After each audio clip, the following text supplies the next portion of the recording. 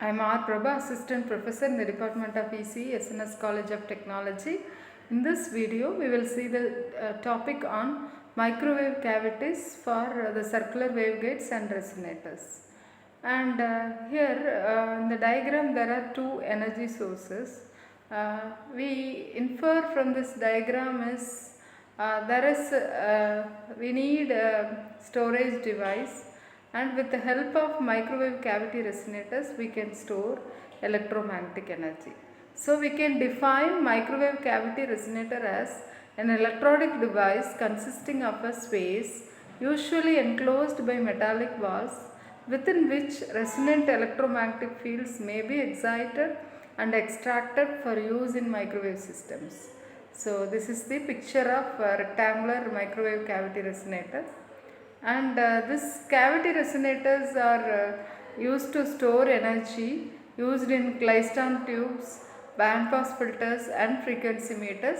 It is equivalent to RLC circuit of high frequency. Their shape is that of a cavity, either it may be a rectangular or circular.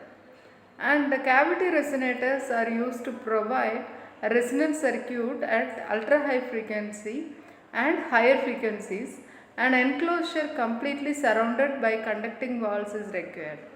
So such a shielded enclosure confines electromagnetic fields inside and furnishes large areas for current flow, thus eliminating radiation and high resistance effects.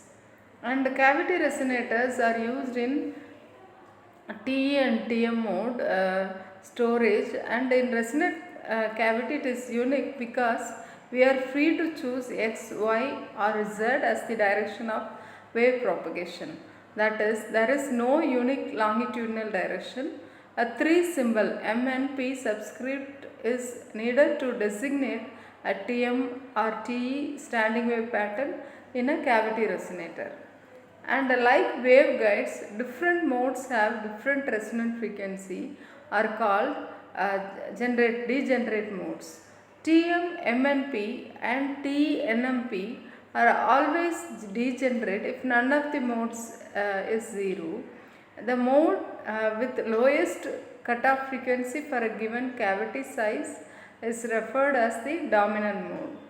And the resonant frequency are derived for the cavity resonator. One is omega MNP is 1 by root mu epsilon and multiplied by root of m pi by a the whole square plus n pi by b the whole square plus p pi by d the whole square. And its frequency is given as u by 2 star root of m by a the whole square plus n by b the whole square plus p by d the whole square in hertz. Here M and P denote the number of half wave variations in the x, y, z direction respectively. And the resonant frequencies of the cavity, we can define quality factor of a resonator associated with loss factor of the cavity resonator, and is given by the formula Q is equal to 2 pi star time average energy stored at a resonant frequency by energy dissipated in one period of this frequency. And the majority of resonant cavities are made from closed or short circuited sections of a waveguide of high permittivity dielectric material. In terms of functionality, the storing of electric and magnetic energy takes place within the resonant cavity itself.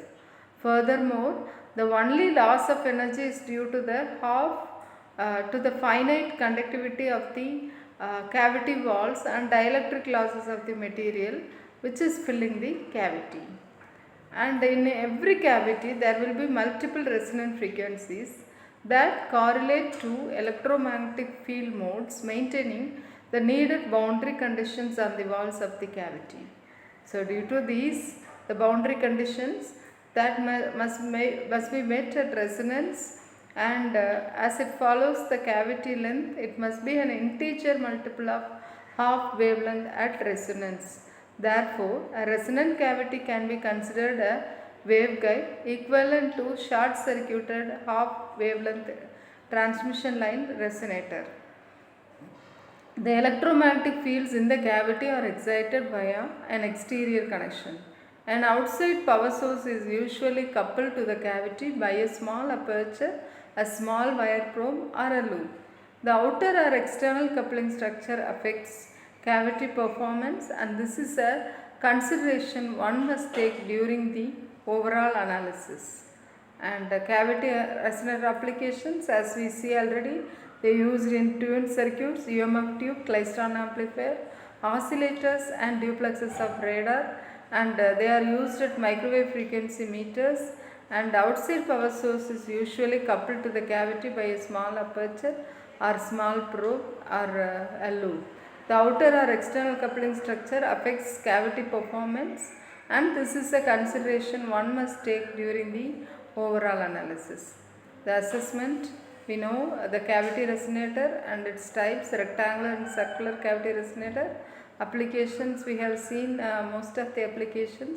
Resonant frequency, the frequency at which the wave is excited is nothing but resonant frequency. And how the cavity is formed? Cavity is formed by shorting the end of the waveguide, either it may be rectangular waveguide or circular waveguide, with a plate, conducting plate. It acts as a cavity, that is for storing energy. Thank you.